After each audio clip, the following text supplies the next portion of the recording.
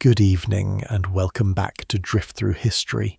There are places in the world that exist on two planes simultaneously. The physical plane of stone and soil and the accumulated weight of the structures built on top of it,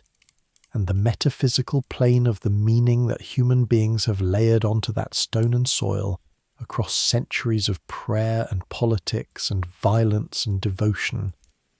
Tonight we're going to one of those places. We're going to the smallest country on Earth, 44 hectares, 110 acres, an area smaller than most golf courses, that is simultaneously a sovereign nation, the headquarters of a religious institution with more than 1 billion adherents,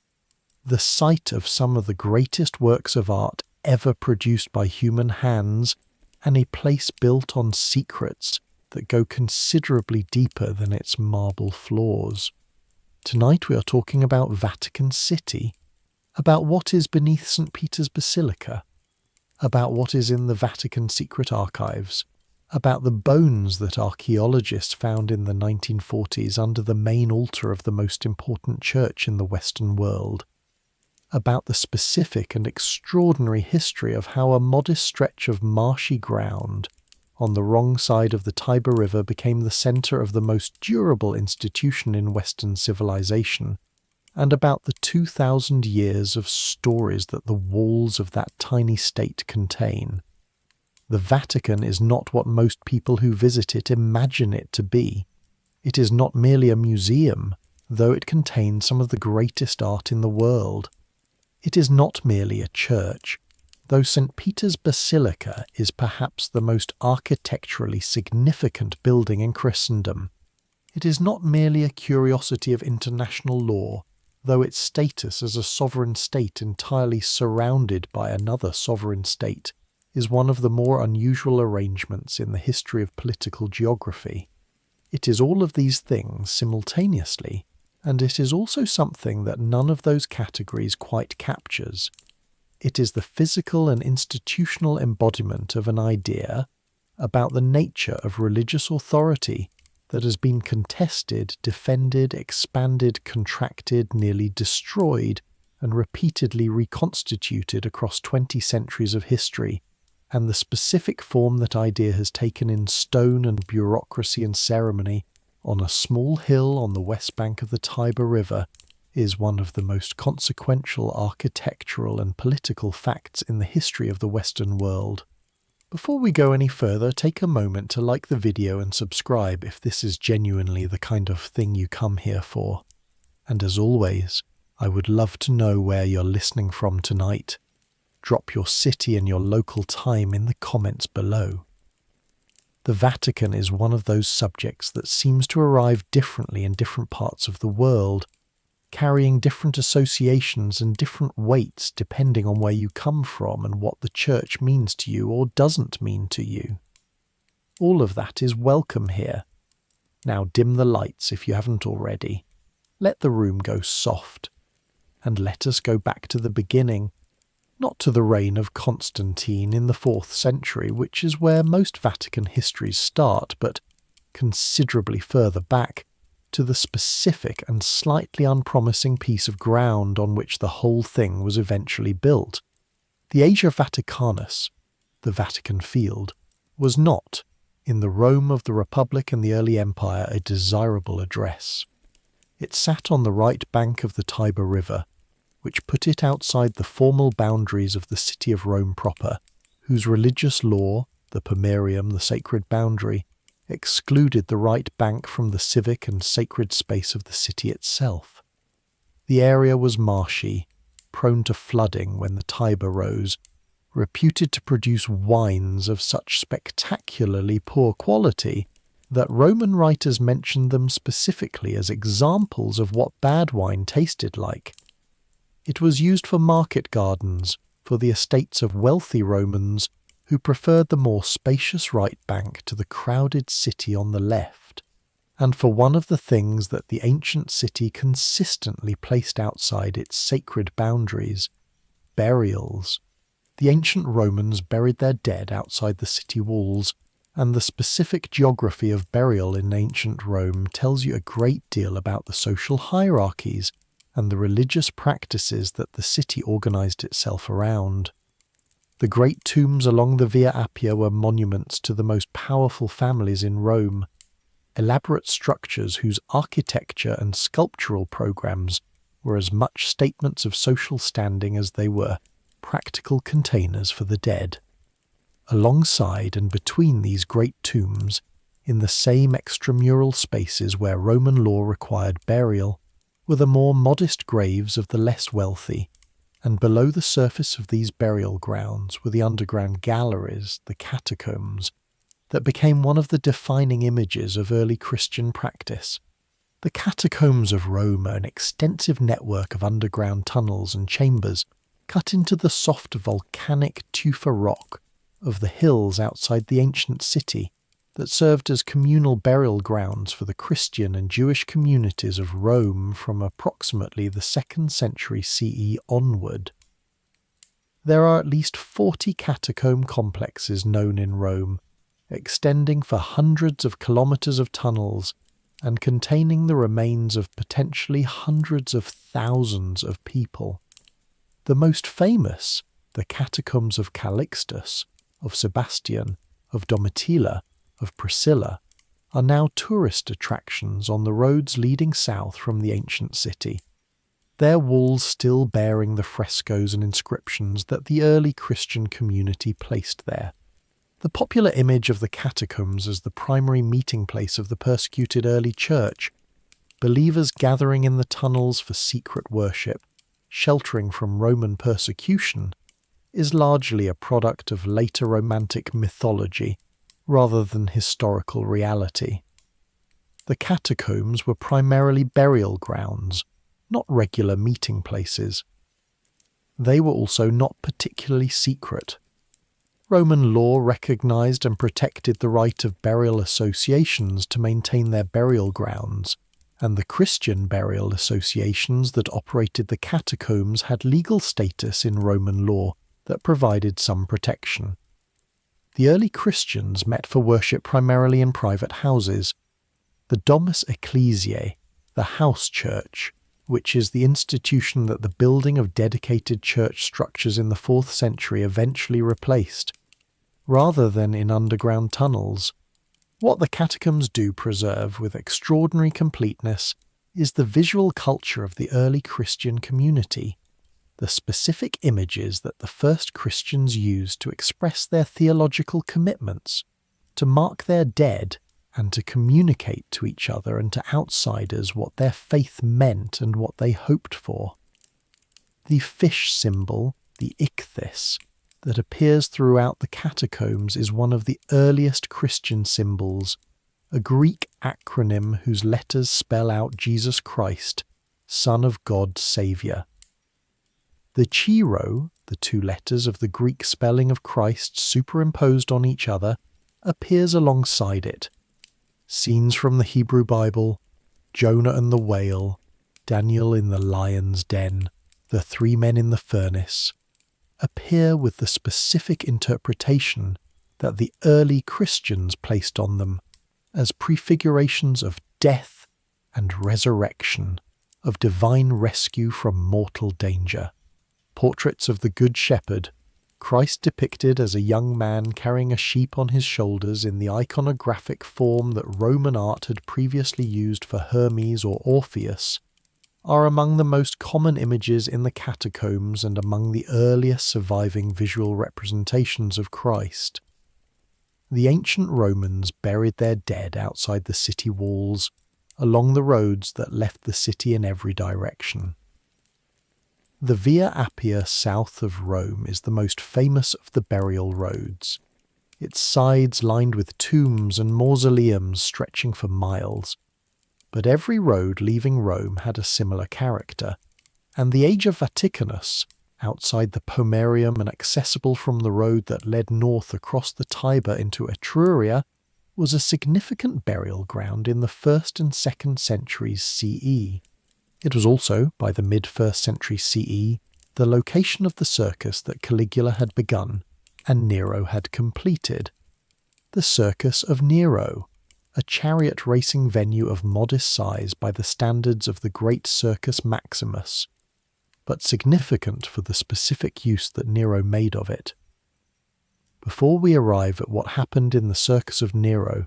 we need to understand what the Christian community in Rome actually was at the time of Peter's death. Because the image of early Christianity as a small, unified, peaceful community of believers quietly gathering in catacombs and waiting for martyrdom is a romanticized later construction that obscures the specific texture of what the first Christians in Rome were actually doing and who they actually were. The city of Rome in the mid-1st century CE was the largest city in the Western world, with a population estimated by various scholars at somewhere between 500,000 and 1 million people, and it was a city of extraordinary ethnic and cultural diversity, drawing immigrants and slaves and merchants and soldiers from every corner of the empire. The Jewish community in Rome was one of the oldest established immigrant communities in the city,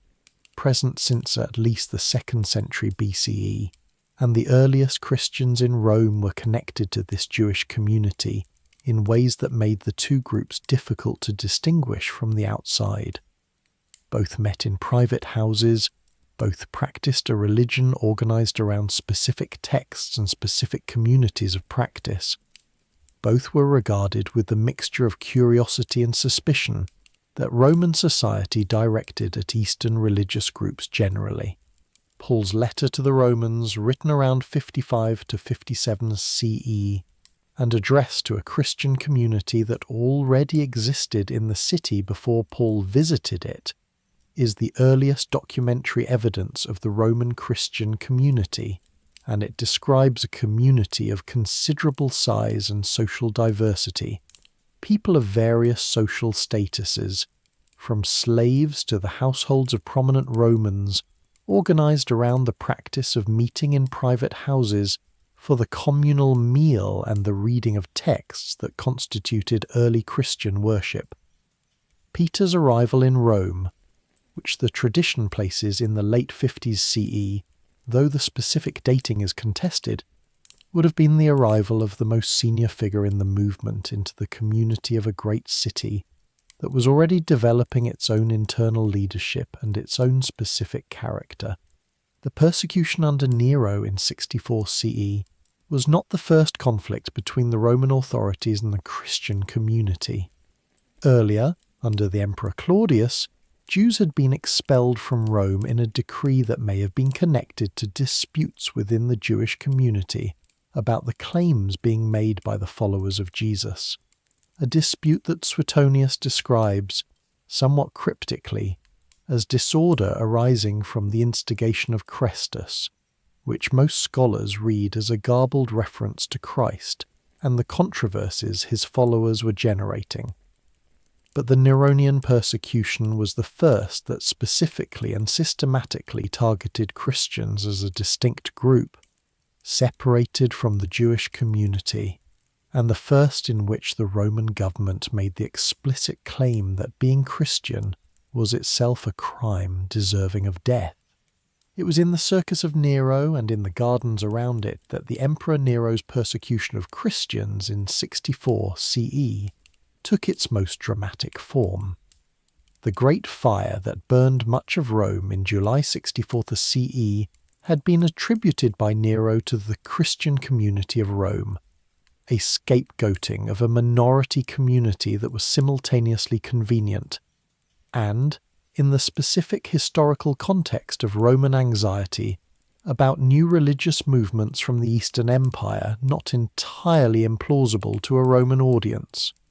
The persecution that followed included the execution of Christians in the circus's arena and in Nero's gardens, where they were reportedly used as human torches to light the emperor's evening entertainments, a detail that comes from Tacitus, the most reliable of the Roman historians, and that has the specific quality of authentic historical horror rather than Christian martyrological elaboration. Among those who died in this persecution, according to a tradition that dates to within a generation of the event and that has been remarkably consistent across 2,000 years of subsequent scholarship, was a Galilean fisherman named Simon, whom Jesus of Nazareth had renamed Peter, and who was by the time of the Neronian persecution the recognized leader of the Christian community in Rome. Peter's death, according to the tradition, was by crucifixion. The tradition adds that he was crucified upside down at his own request, on the grounds that he was not worthy to die in exactly the same manner as Jesus. The inversion is not merely a pious detail, it is a narrative element that makes the story structurally distinguishable from simple imitation, and that has been accepted by virtually every subsequent tradition within Christianity as authentic. He was buried, again according to the tradition, just outside the circus, on the slope of the Vatican Hill in the cemetery that the circus and the surrounding burial grounds had established, in the simple grave of an executed criminal from the Roman provincial East. This grave, the specific location, the specific bones, the specific relationship between the tradition and the physical reality, is the secret at the heart of the Vatican. Everything else that we're going to discuss tonight was built, literally and institutionally and theologically, on top of it. And the question of whether the tradition is accurate, whether the bones in the ground under the main altar of St. Peter's Basilica are actually the bones of the historical Peter, is one that the most extraordinary and least publicized archaeological excavation of the 20th century spent more than a decade trying to answer. The first physical acknowledgement of the burial site came almost 3 centuries after Peter's death, when the persecution had ended and the status of Christianity within the Roman Empire had been transformed beyond anything that Peter's contemporaries could have imagined. The Emperor Constantine III, who had converted to Christianity in 312 CE, following his vision before the Battle of Milvian Bridge, and whose conversion had begun the process by which Christianity moved from persecuted minority to imperial religion within a single generation, ordered the construction of a great basilica over the site of Peter's grave around 320 CE. The decision was architecturally extravagant and topographically awkward. The Vatican Hill was steep, the site was a working cemetery, and the construction of a large building there required cutting into the hillside, burying some existing tombs, and raising others into the foundations. Constantine's engineers filled in the slope of the hill, built up an artificial platform of earth and rubble, buried the cemetery under their construction, and erected on top of it the first St. Peter's Basilica, a massive 5-aisled church approximately 100 metres long, whose nave was designed to focus on a single point. The edicule, the small shrine structure over Peter's grave. Old St. Peter's, the Constantinian Basilica, stood for approximately 1,200 years. It was one of the most important buildings in Christendom, the goal of pilgrims from across Europe, the site of the coronation of Charlemagne on Christmas Day in 800 CE.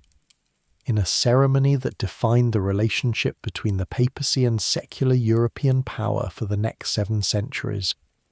The physical locus of the papal claim to authority derived from Peter's commission by Christ,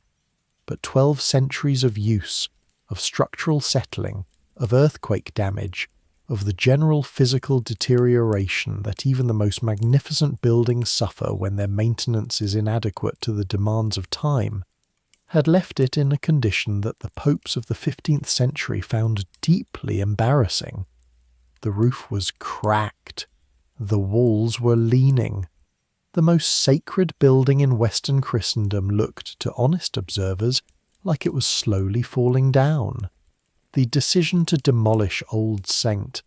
Peter's and replace it with something entirely new was made by Pope Julius II in 1506, and it was one of the most significant decisions in the history of Western architecture. Significant not only for the building it produced, which is the St. Peter's Basilica that exists today, and that is one of the most architecturally influential structures ever built, but for the human and institutional story that surrounded its construction. The demolition of a building that Christians had revered for 12 centuries was controversial. The fundraising that the enormous project required was more controversial still, and the specific method of fundraising that the papacy chose, the sale of indulgences, certificates of reduced punishment in purgatory, sold to the faithful as a mechanism for generating construction revenue, was the proximate cause of the most significant rupture in the history of Western Christianity. The indulgence campaign for St. Peter's construction reached the German territories in 1517, where it was conducted with a commercial enthusiasm by the Dominican friar Johann Tetzel that made its theological implications impossible to ignore. A German theology professor and Augustinian friar named Martin Luther had been developing, through his teaching and his reading of Paul's letters and Augustine's theology, a theological position that made the papacy's indulgence theology not merely commercially distasteful but fundamentally wrong. Wrong about how salvation worked. Wrong about the authority of the papacy to determine the terms of divine forgiveness. Wrong in a way that went to the root of the entire sacramental and hierarchical structure that the Catholic Church represented. In October 1517, he posted his 95 Theses on the door of the castle church in Wittenberg, a conventional academic gesture of the period, an invitation to debate rather than a declaration of war, and set in motion the Protestant Reformation that would divide Western Christianity permanently. The new St. Peter's Basilica, whose construction Luther's theses were indirectly funding, took 120 years to build, employed the greatest architects of the Renaissance and Baroque periods in sequence, and emerged as one of the supreme achievements of Western architecture and one of the supreme demonstrations of the institutional ambition of the Counter-Reformation papacy. Bramante designed the original plan, a Greek cross surmounted by a great dome. Raphael revised it. Antonio da Sangallo revised it again. Michelangelo, in his 80s and working without payment at the commission of Pope Paul III, took over the project and redesigned the dome to the form that defines the Roman skyline today. A double-shell structure of brick and stone, 136 meters high to the top of its lantern, spanning 42 meters, the largest dome in the world at the time of its completion, and still one of the most structurally sophisticated. Carlo Maderno added the nave that converted the Greek cross plan to a Latin cross, and Gian Lorenzo Bernini designed the piazza and its colonnade, the great oval embrace of 284 columns that Bernini described as the arms of the church reaching out to welcome the faithful. The entire ensemble, completed in stages across the 17th century, is the physical form of the Catholic Church's self-understanding at the height of the Counter-Reformation. Magnificent, confident, enormous, asserting the grandeur of institutional Christianity with an architectural force that was intended to make the Protestant alternative look modest by comparison. What lies beneath all of this magnificence is the part of the Vatican story that most visitors never see, and that was unknown even to archaeologists until the middle of the 20th century. In 1939, Pope Pius XIII authorized an excavation beneath the floor of St. Peter's Basilica, a scavi, an excavation, that was motivated partly by the need to create a burial crypt for the recently deceased Pope Pius VII, and partly by an old tradition among Vatican scholars that the original Constantinian basilica had been built to mark a specific burial site, and that beneath the centuries of construction there might be something to find. What the excavators found over the next decade of work conducted in the cramped and difficult conditions under the basilica's floor, was one of the most remarkable archaeological discoveries of the century. But the path to understanding it was as complicated and contested as the history of the site itself, and the specific personalities who led and fought over the excavation are as interesting as the physical objects they were uncovering. The scavi were conducted under conditions of extraordinary secrecy throughout the 1940s, which was partly a function of the Vatican's institutional culture of controlling information about its own affairs, and partly a practical response to the fact that the work was happening directly beneath the world's most sacred Christian shrine, in conditions where any premature announcement would generate precisely the kind of intense external scrutiny that careful archaeological work cannot absorb without disruption. The excavation team was small, consisted primarily of Vatican staff and Jesuit scholars, and produced a 2-volume report in 1951, the Esplorazioni sotto la confessione di San Pietro in Vaticano,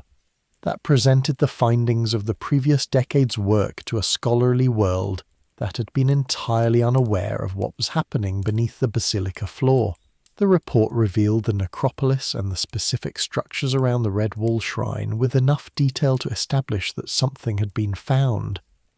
But it left the central question, whether the bones found in the area of the shrine were Peter's, carefully unanswered.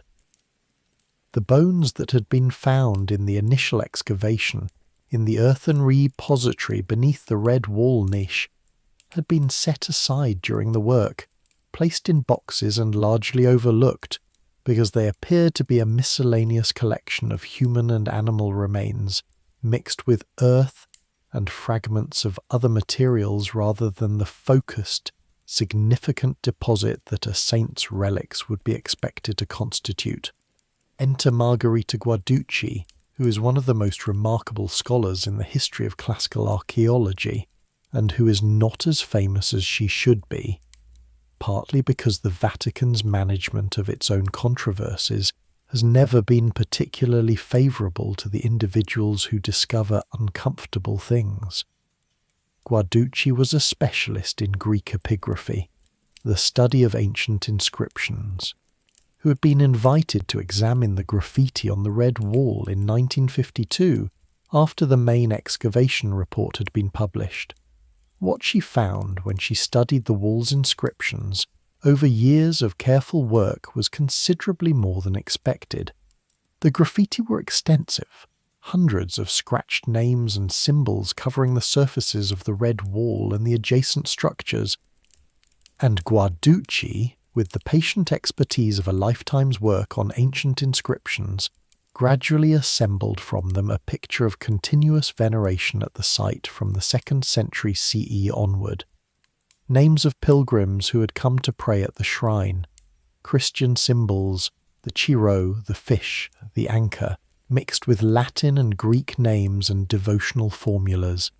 and among them, in specific locations on the wall that Guarducci identified as deliberately chosen, a series of inscriptions that she interpreted as a coded Greek text referring to Peter. Her most significant discovery was the interpretation of a sealed niche in the wall that the original excavation had noted but whose contents had not been properly analysed. When she examined the contents of that niche, the 135 bone fragments wrapped in cloth of purple and gold that had been removed during the excavation and placed in boxes without systematic study, she found what she believed was the concentrated deposit that the graffiti had been pointing toward. The bones were analysed by the Vatican's chief anatomist, Venerando Correnti, who determined they belonged to a single individual, a robust male of approximately 60 to 70 years, with no feet, absent either because they were not included in the original deposit or because they had been cut off at the ankles, as would have been the case with a crucifixion victim whose body was removed from the cross. Guarducci's conclusion reached through a decade of combined epigraphic and osteological analysis, was that the bones in the niche were Peter's, that they had been moved from the original grave into the niche during the Constantinian construction, placed there with the imperial dignity of the purple cloth, and sealed as the construction proceeded. Her 1965 book, Le reliquie di Pietro sotto la confessione della Basilica Vaticana, The Relics of Peter under the Confession of the Vatican Basilica, presented this argument to the scholarly world, and Pope Paul VI's announcement in 1968 that the bones had been identified was based on her work. The bones were placed in the niche in transparent containers where they remain today. The scholarly response was not uniformly accepting. Other archaeologists examining the same evidence reached more cautious conclusions, pointing out that the identification rested on a chain of inferences rather than conclusive proof, that the provenance of the niche bones was not as certain as Guarducci maintained, and that the conditions under which the excavation had been conducted, with limited external oversight and incomplete documentation, made independent verification difficult. The argument has continued in the scholarly literature, sometimes with more heat than light, for decades since Guarducci's publication. The Vatican itself has not claimed certainty, only probability weighted toward identification, which is probably the most honest position that the evidence supports. Under the Basilica's floor was one of the most remarkable archaeological discoveries of the century. They found the ancient cemetery, the Vatican necropolis, the city of the dead that Constantine's engineers had buried under their construction in the 320s. They found mausolea, elaborate tomb structures of brick and marble, some of them still decorated with frescoes and mosaics, some of them containing the sarcophagi and ash urns of wealthy Roman families. They found a densely packed burial ground that preserved, in its preserved state, a remarkably complete picture of Roman funerary practice across the 1st and 2nd centuries CE. Pagan tombs alongside the earliest Christian burials, the two traditions existing in close proximity in the way that the early centuries of Christianity required, when Christians were a minority community burying their dead in the same ground as their pagan neighbours. And they found, directly beneath the main altar of St. Peter's Basilica, beneath the elaborate Baroque canopy that Bernini had constructed in the 17th century, a series of structures that corresponded with extraordinary precision to the descriptions in the ancient literary sources of the monument built over Peter's grave. They found the Red Wall, a wall of red plaster built sometime in the 2nd century CE, into which a small niche had been cut.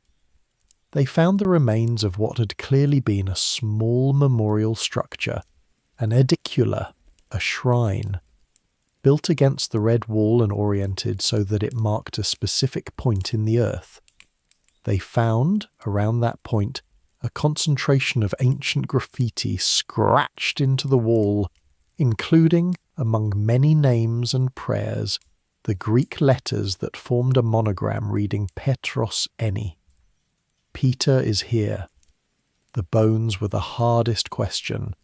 The initial excavation found very few bone fragments in the immediate area of the shrine, and the bones that were found were mixed with other materials, animal bones, fragments of cloth, earth, in ways that made their significance difficult to assess. The excavation's director, the archaeologist Margherita Guarducci, spent years studying the graffiti on the red wall and eventually determined that the most significant inscription was a carefully concealed series of Greek letters that she read as a coded message directing attention to a specific repository in the wall. In a niche in the red wall, sealed with a marble slab and plastered over in antiquity, she found a collection of bone fragments wrapped in a cloth of purple and gold, the imperial colours, suggesting that whoever had placed them there had access to expensive imperial materials. The bones were analysed and determined to belong to a single robust male individual, approximately 60 to 70 years old at death, consistent with what the tradition described of Peter. Pope Paul VI announced in 1968 that the bones found in the red wall niche were identified as those of St. Peter, a declaration that was theologically significant and archaeologically contested, because the evidence for the identification, while suggestive, falls short of the conclusive proof that forensic science would require. Margherita Guarducci, who had spent most of her professional life on the problem, believed the identification was correct. Other archaeologists have been more cautious. The bones themselves, there are 135 bone fragments, representing most of a human skeleton except for the feet, which are absent, are now kept in a transparent container in the niche of the red wall, in the archaeological space beneath the altar, in the place where they were found. Whether they are the bones of the first bishop of Rome, the fisherman from Galilee who became the rock on which the church was built, is a question that the evidence supports as probable without establishing as certain. And in the absence of certainty, the question remains open, the most consequential cold case in the history of Western religion. The Vatican Secret Archives are, despite their name, not entirely secret, and understanding what they actually are, what they actually contain, and how they have functioned across the centuries of their existence requires setting aside the mythology that the word secret has generated in the popular imagination. The Archivum Secretum Apostolicum Vaticanum, to give the archives their full name, is the central repository of the records of the papacy and the Vatican governmental apparatus, accumulated across more than 12 centuries of continuous operation, and now comprising approximately 85 linear kilometres of shelving, an estimated 35,000 volumes, and documents ranging from a letter of Michelangelo complaining about the pace of construction payments, to the records of the trial of Galileo, to the correspondence of Pope Innocent III in the 13th century. The word secretum in the Latin name does not mean secret in the modern English sense of hidden or concealed. It means private, in the sense of personal or belonging specifically to the Pope, as distinct from documents held in the public archives of the Church's various institutions. The archives were, and largely are, the papal government's administrative records, maintained with the bureaucratic thoroughness that a large institution requires, and the specific care that their institutional significance demands. They were formally established as a central repository accessible to scholars in 1612, under Pope Paul V, who moved the accumulated papal records from various previous locations into a single consolidated archive. Access was for centuries restricted to scholars approved by the Vatican, a restriction that generated considerable academic frustration and considerable speculation about what was being hidden, much of it more imaginative than accurate. The gradual opening of the archives to broader scholarly access across the 20th century has produced a wave of historical scholarship that has made the archives one of the most intensively studied collections of documents in the world, and what scholars have found has been simultaneously more mundane and more extraordinary than the mythology suggested. More mundane because most of what the archives contain is exactly what a large governmental institution's records would be expected to contain: diplomatic correspondence, financial accounts, administrative decisions, the records of councils and tribunals, the paperwork of a bureaucracy that has been continuously functioning for longer than any other institution in the Western world. More extraordinary because the specific historical moments represented in that paperwork include some of the most significant events in Western history, and the Vatican's perspective on those events, preserved in documents that no other archive contains and that no other perspective could provide, is a historical source of irreplaceable value. Among the most significant of the archive's holdings, and the ones that have attracted the most attention when they have been opened to scholars, are the records of the Inquisition. The Holy Office of the Inquisition, which exists today in the greatly modified form of the Congregation for the Doctrine of the Faith, currently headed until his elevation to the papacy by Pope Francis was Cardinal Jorge Bergoglio, maintained its own archives separately from the main Vatican archive,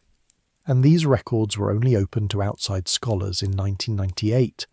under Pope John Paul II, more than 4 centuries after the Inquisition's most active period.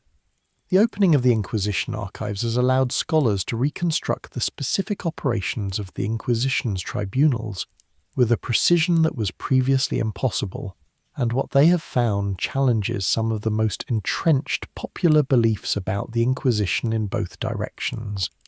The tribunals were more procedurally careful and less uniformly lethal than the black legend of Protestant polemic suggested, and they were also more pervasive, more institutionally sophisticated, and more genuinely effective as instruments of social control than the revisionist scholarship of the 1990s sometimes implied. The trial of Galileo Galilei is among the most famous individual cases in the Inquisition archives, and its records, which scholars have now been able to study in detail, tell a story more complicated than the simple narrative of religious authority persecuting scientific truth. Galileo was not condemned for believing that the earth moved around the sun. He was condemned for a combination of that belief, his specific manner of arguing for it, his explicit defiance of an instruction he had received in 1616 not to hold or defend the Copernican hypothesis, and his personal relationships with powerful figures within the Church who had protected him, and whom his satirical treatment of the geocentric position in the dialogue concerning the 2 chief world systems had embarrassed. The archives contain the records of the 1616 instruction, the records of the 1633 trial, the text of his recantation delivered before the Inquisition's tribunal on June 22, 1633, and the specific sentence, house arrest for the remainder of his life, which he spent at his villa in Arcetri outside Florence, where he continued to do science, dictated his final and greatest work, and died in 1642 at the age of 77. The story of Galileo is not a simple story of the Church crushing science.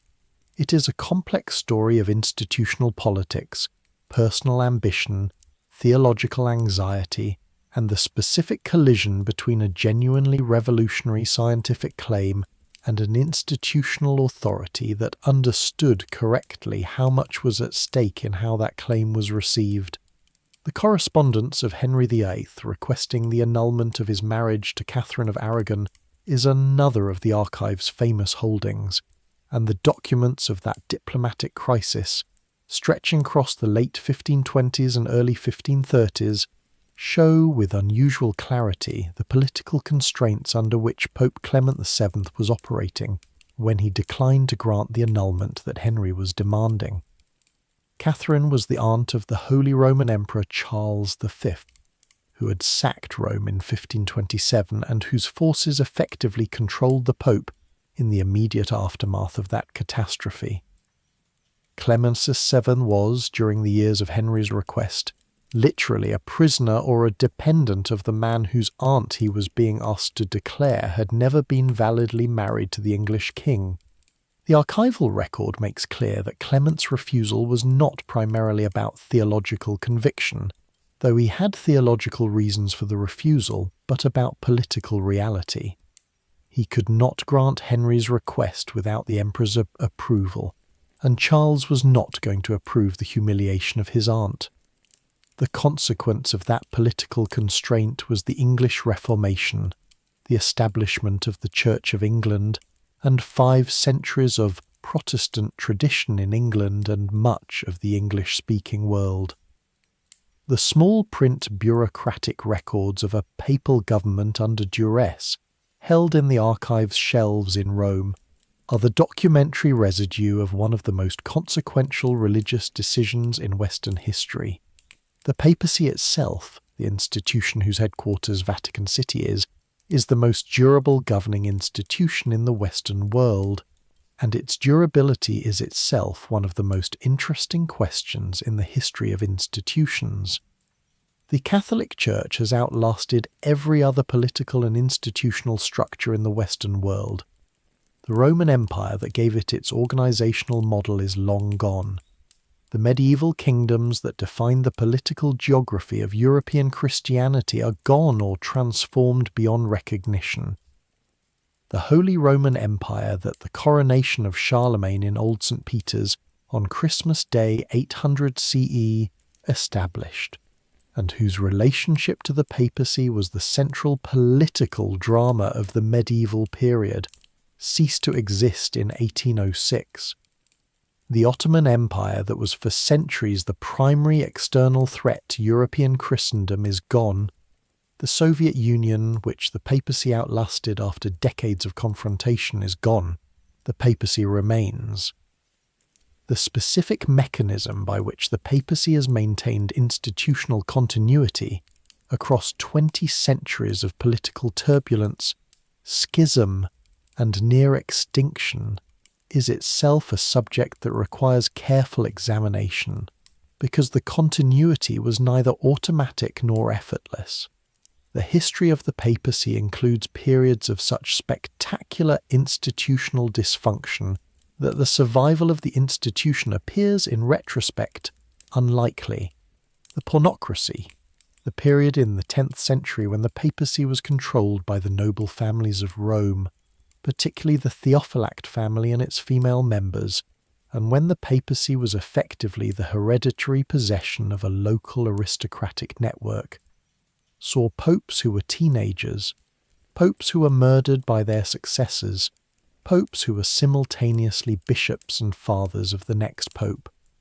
The Cadaver Synod of 897, in which Pope Stephen VI had the exhumed body of his predecessor Pope Formosus put on trial, dressed in papal vestments, found guilty of various ecclesiastical crimes, stripped of his vestments, and thrown in the Tiber River, is one of the more vivid illustrations of the institutional conditions that the papacy survived in the early medieval period. The Western Schism of 1378 to 1417 was the most serious crisis of institutional legitimacy in the papacy's history, a period when there were simultaneously two, and at one point three, men claiming to be the legitimate pope, each supported by different factions of European Christendom, each excommunicating the supporters of the others, each claiming the legitimate succession from Peter that gave the papacy its theological basis. The schism was eventually resolved by the Council of Constance, which deposed all three claimants and elected a single new pope, Martin V, in 1417. The resolution required and demonstrated the principle that a general council of the Church had authority over the papacy in matters of institutional governance, a principle that the popes of the subsequent century spent considerable institutional energy reversing. The Reformation of the 16th century, which Luther's theses had initiated and which the sale of indulgences for St. Peter's construction had precipitated, was the most permanent and most consequential crisis the papacy faced, because unlike the earlier crises, it was not resolved. The Protestant churches that emerged from the Reformation did not eventually reconcile with Rome. They established permanent alternative institutional forms for the Christian faith that exist to this day in the hundreds of Protestant denominations across the world, and the Catholic Church's response to the Reformation, the Council of Trent, the Jesuit order, the Counter-Reformation program of institutional renewal and doctrinal clarification, defined the specific form of Catholicism that the modern Church represents, with its specific emphases on papal authority, sacramental theology, and the institutional mediation of salvation. The crisis that most directly produced Vatican City as a political entity, the specific sovereign state that exists today, was the Italian Risorgimento of the 19th century, the movement for Italian national unification that finally achieved its goal in 1870, when the armies of the Kingdom of Italy entered Rome and incorporated it into the unified Italian state. The papacy had been the temporal ruler of central Italy, the Papal States, for over 1,000 years, governing a territory that ran from the outskirts of Rome north to Ferrara and Ravenna, and west to the Adriatic coast. The Papal States were not, by any dispassionate assessment, an impressively governed territory. They were administratively backward, economically underdeveloped relative to other Italian regions, and maintained in the Pope's temporal possession, largely by the same combination of institutional inertia and great power interest that maintained many 19th century anomalies. But they were the territorial basis of the papacy's independence from Italian secular power, and their absorption into the Kingdom of Italy left the Pope, in his own description, a prisoner in the Vatican, confined to the 44 hectares of the Vatican palaces and gardens,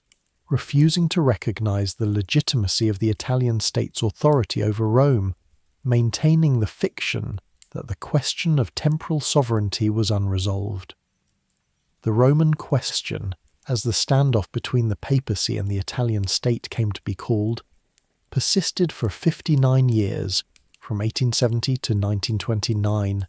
during which no pope left the Vatican, no pope appeared in public in Rome, and the relationship between the Holy See and the Italian government was one of mutual non-recognition and mutual inconvenience. It was resolved by the Lateran Treaty of February 11, 1929, signed between the Holy See and the Kingdom of Italy under Mussolini's government, a resolution that satisfied the institutional needs of both parties, gave the papacy the sovereign territory it required to maintain its claim to international independence, and gave Mussolini the diplomatic recognition of the Catholic Church that consolidated his regime's legitimacy in a predominantly Catholic country. The treaty created Vatican City as a sovereign state,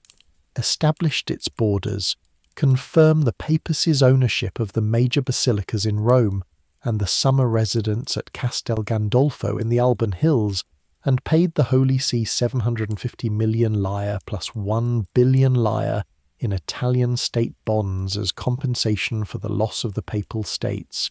It was a deal of mutual pragmatism, concluded between an authoritarian secular state and an ecclesiastical institution, each of which needed something that only the other would provide. The Vatican of today, the 44-hectare sovereign state,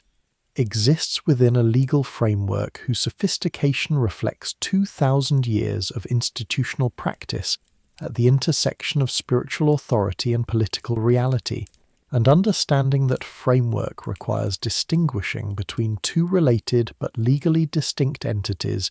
that are often confused in ordinary usage. Vatican City State is the physical territory. The 44 hectares enclosed within the Leonine Wall containing St. Peter's Basilica, the Vatican palaces and museums, the Vatican gardens, the administrative offices, the residential buildings and the various subsidiary institutions. It has a head of state who is simultaneously the Pope, a governor who manages daily administration, a population of approximately 800 people, and all the formal apparatus of sovereignty. Flag, passport, license plates, postal service, radio station, Vatican Radio, founded in 1931 and now primarily operating as a digital media service, and the Vatican Television Centre.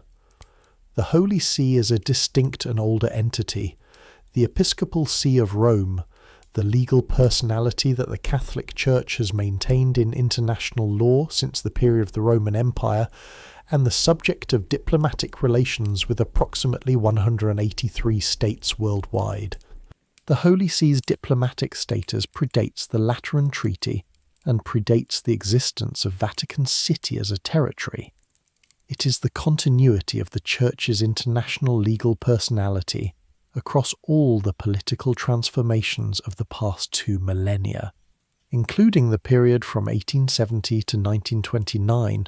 when the papacy had no territorial sovereignty at all, but still maintained diplomatic relations with most major states.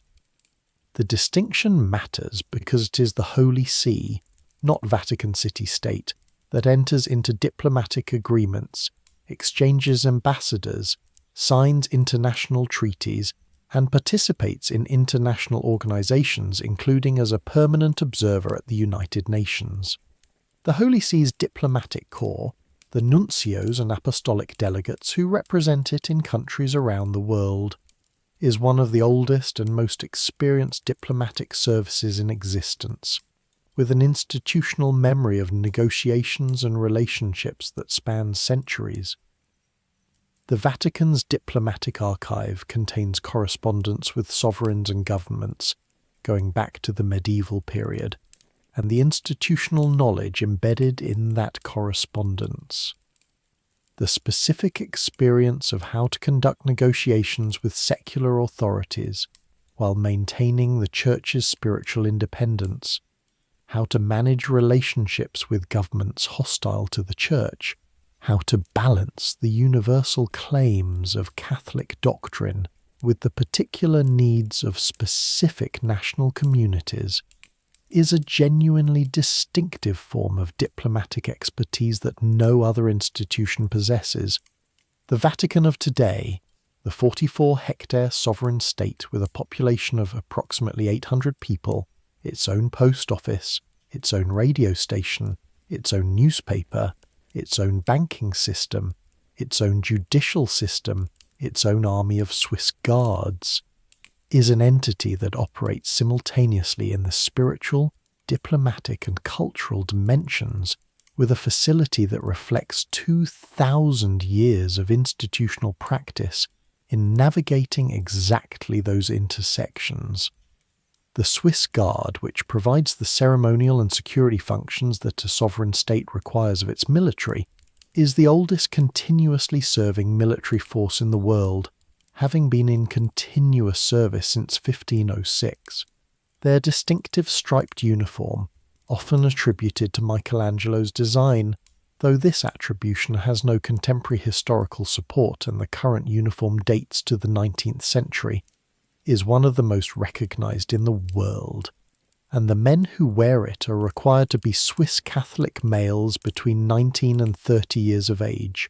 unmarried at the time of entry, and holders of a Swiss military service certificate.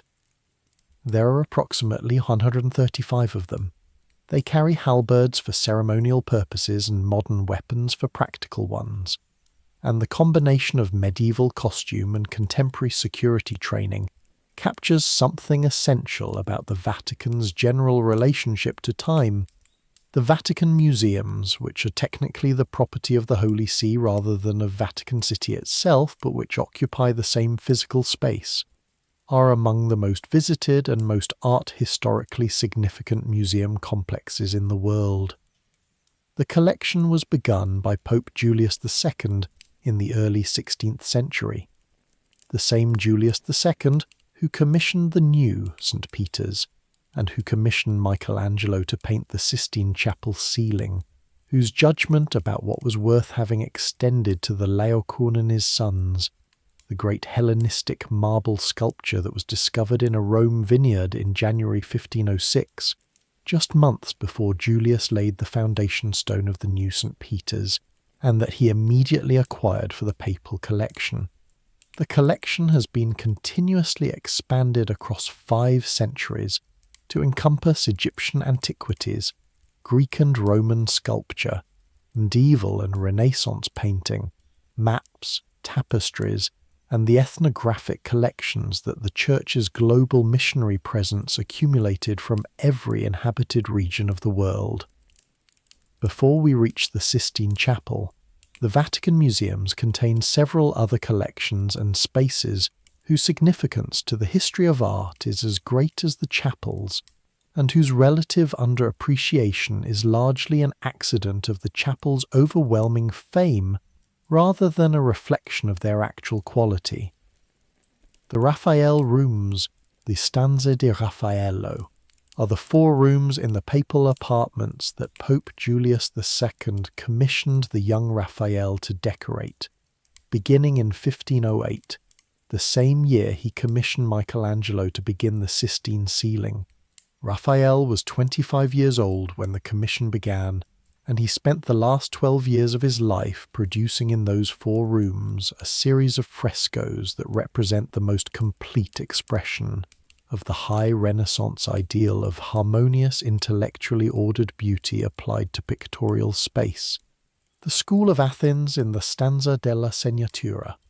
the painting that depicts an imagined meeting of the great philosophers of antiquity in a vast architectural space, with Plato and Aristotle at its centre, Plato pointing upward toward the realm of ideal forms, and Aristotle gesturing outward toward the world of empirical experience, is arguably the single greatest intellectual image in the history of Western art, a painting in which the entire tradition of philosophical thought, from the pre-Socratics to the humanist contemporaries of Raphael himself, is organized around the central question of where truth resides, in the ideal or the actual, the transcendent or the empirical. Raphael included among the philosophers a portrait of Michelangelo, who is depicted as Heraclitus, sitting apart from the other figures and writing, a gesture of acknowledgement toward the man who was simultaneously working on the ceiling directly overhead. The Pietà that Michelangelo carved from a single block of Carrara marble in 1498 and 1499, when he was 23 years old, stands in the first chapel on the right of St. Peter's Basilica, protected since a 1972 attack by a hammer-wielding geologist behind a bulletproof glass screen that changes the experience of seeing it in ways that the pre-attack viewing did not require. The work depicts the Virgin Mary holding the dead body of Christ across her lap and its specific qualities. The serene, almost youthful face of Mary, which troubled contemporaries who argued that the mother of a 33-year-old man could not plausibly look so young, and which Michelangelo reportedly explained by saying that chaste women retain their beauty. The extraordinary rendering of the fabric of Mary's robes, whose folds carry the weight of the body resting in them with a physical plausibility that makes the marble seem to have abandoned its material nature. The paradoxical combination of grief and peace that the composition achieves made it immediately recognized as something unprecedented. It is the only work Michelangelo ever signed. The signature appears on the diagonal band across Mary's chest. The story is that Michelangelo, overhearing visitors attribute the work to a sculptor from Milan, returned at night and carved his name into the marble by torchlight, and felt afterward that the act of self-assertion was incompatible with Christian humility and vowed never to sign another work. Bernini's contribution to St. Peter's extends far beyond the colonnade, though the colonnade is its most visible element. The baldacchino, the bronze canopy over the high altar, completed in 1633, made partly from bronze stripped from the Pantheon's portico ceiling, with the papal authorization that generated the Roman saying quod non fecerunt barbari, fecerunt barbarini. What the barbarians did not do, the Barberini did, the Barberini being the family of Pope Urban of Faith who gave the order, is Bernini's most important work within the Basilica, and it is an object of such extraordinary ambition and such unusual formal invention that its specific qualities reward careful attention. The 4 bronze columns, twisted in the form called Solomonic or barley sugar, because of their resemblance to the columns of Solomon's temple in Jerusalem as they were described in scripture and depicted in earlier art, are not merely decorative choices. They're a theological argument. These columns mark the spot directly above the grave of Peter, the apostle who was given the keys to the kingdom, the man on whose authority the entire institution above them claims to rest, and their form reaches back to the most sacred architectural reference in the Jewish and Christian traditions simultaneously.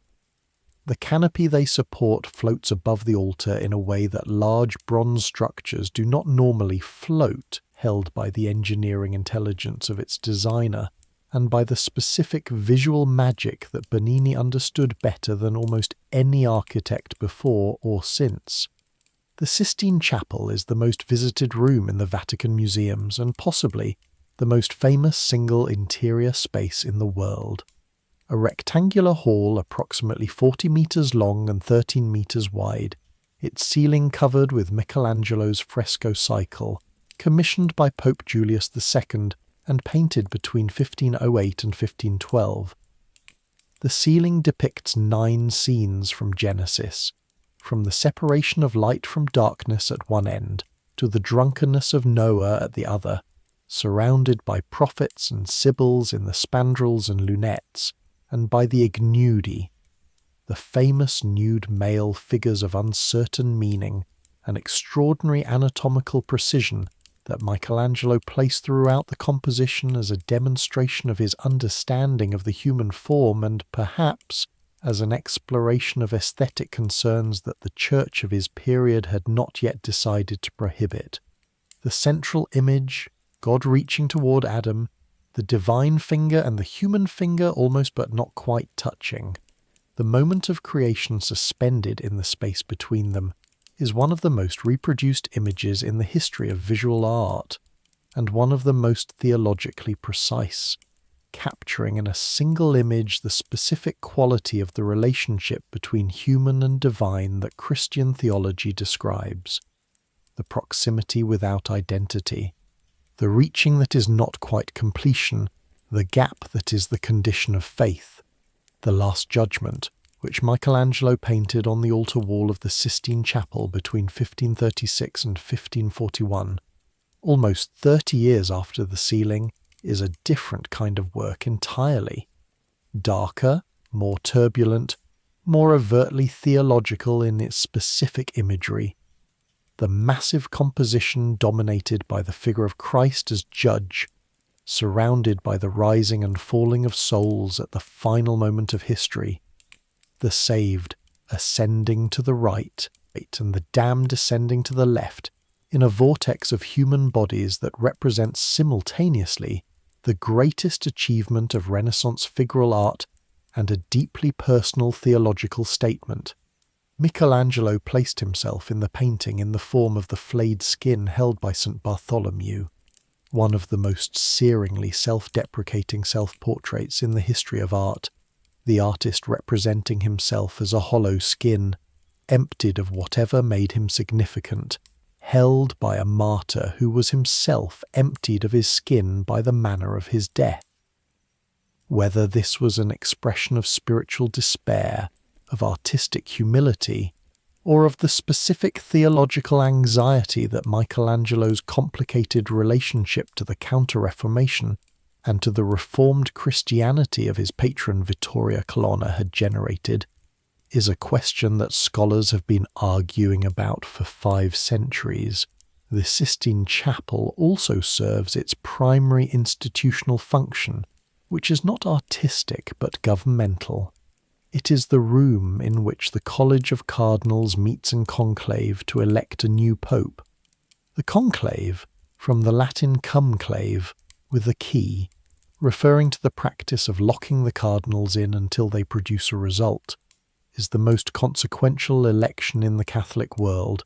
and its setting in the most famous decorated room in Western art is characteristic of the Vatican's general practice of conducting its most important business in its most beautiful spaces. The cardinals file into the Sistine Chapel, the doors are locked from the outside, and the election proceeds under the eyes of Michelangelo's Last Judgment, under the painted image of the moment when the divine authority they are invoking will exercise its final judgment on the choices that human institutions made in its name. The specific institutional gravity of that setting, whatever one thinks about the theological claims it embodies, is not accidental. The papacy's role in the political history of the medieval and early modern world goes considerably beyond the specific crises that are easiest to describe, and the nature of that role, the way in which a religious institution became the arbiter of secular political legitimacy across much of the Western world, is one of the most interesting questions in the history of institutions. The basis of papal political authority in the medieval period was the Petrine Commission, the claim, derived from the Gospel of Matthew, that Christ had said to Peter, "Upon this rock I will build my church," and had given him the keys of the kingdom of heaven, and that this commission had been passed through apostolic succession to every subsequent bishop of Rome. The theological argument was sophisticated, and its political implications were enormous. If the Pope held the authority that Christ had given to Peter, and if that authority included the keys of heaven, the power to bind and loose in both the earthly and the heavenly registers, then the Pope's authority over Christian kings was not merely conventional or contractual, but ontological, rooted in the nature of the divine commission itself. A king who defied the Pope was defying an authority that claimed to be continuous with Christ's own commission, which was a position of spiritual danger as well as political inconvenience. Before we discuss excommunication as an instrument of power, it is worth dwelling on the specific human beings who sometimes occupied the papal office, because the papacy's claim to divine guidance has been tested repeatedly and spectacularly by the character of the men who made it. The Borgia papacy of the late 15th century is the extreme case, but it is not as isolated as it is sometimes made to appear. Rodrigo Borgia, who became Pope Alexander VI in 1492, the same year that Columbus sailed for America, was, by any objective assessment, one of the most personally unsuitable occupants of the papal throne in the long history of unsuitable occupants. He had fathered at least 4 children by his mistress Vanozza de Catane during his years as a cardinal. He had purchased his election through bribery of the cardinals voting in conclave,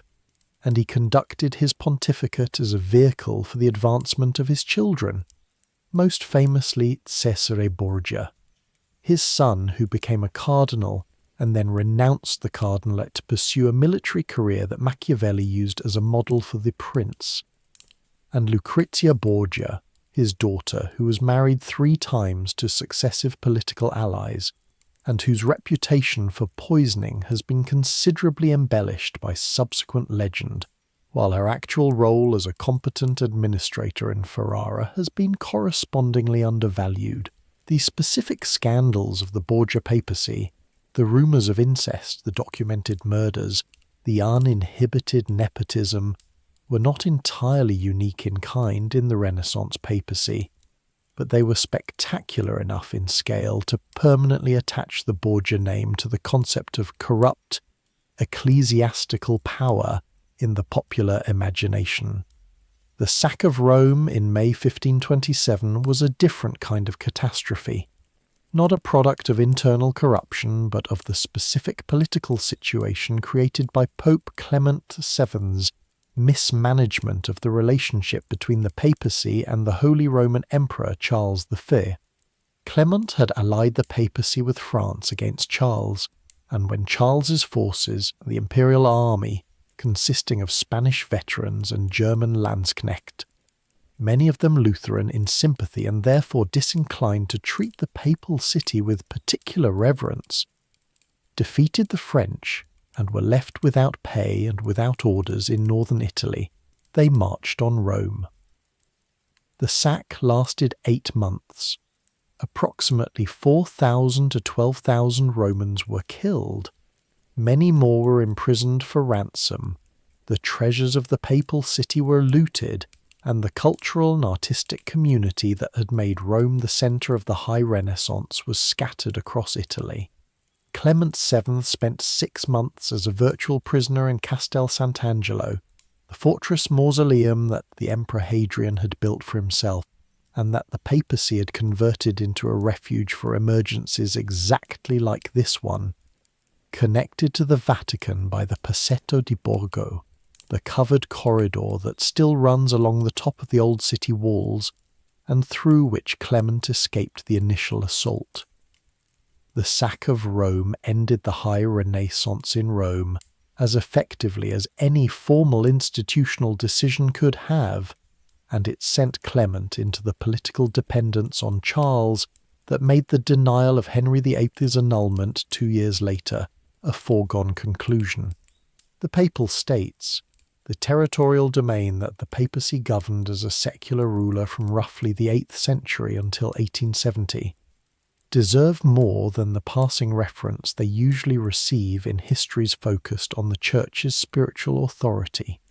because they were a central fact of Italian political geography for over 1,000 years, and the source of both the papacy's political independence and many of its most persistent institutional problems. The donation of Constantine, the document by which the Emperor Constantine had supposedly granted temporal authority over Rome and the Western Empire to Pope Sylvester Theast in the 4th century, was the legal basis on which the Papal States rested, and it was also, famously, one of the great forgeries of the medieval period, exposed by the humanist scholar Lorenzo Valla in 1440, through the kind of rigorous philological analysis that demonstrated the document's Latin contained anachronisms inconsistent with the 4th century. The exposure of the donation as a forgery did not immediately destroy the Papal States, because the political reality of centuries of territorial administration is more durable than its documentary foundation. But it was a significant blow to the theoretical basis of papal temporal authority. The specific instrument by which the papacy exercised this authority was excommunication, the formal exclusion of an individual from the sacramental life of the Church, which in a society that believed in the specific saving power of the sacraments and in the eternal consequences of dying outside the Church's communion, was a genuinely terrifying sanction. The most dramatic use of excommunication in the medieval period was against the Holy Roman Emperor Henry IV, who in 1076 had challenged Pope Gregory VII's authority over the appointment of bishops, the investiture controversy, which was about whether secular rulers or the Church had the right to appoint and invest Church officials, was the central political dispute of the 11th century Western world. Gregory excommunicated Henry in 1076, releasing his subjects from their oaths of allegiance and providing Henry's enemies with the theological justification they needed to challenge his authority. Henry's response was one of the most vivid submissions in the history of political theatre. In January 1077, he stood barefoot in the snow outside the castle of Canossa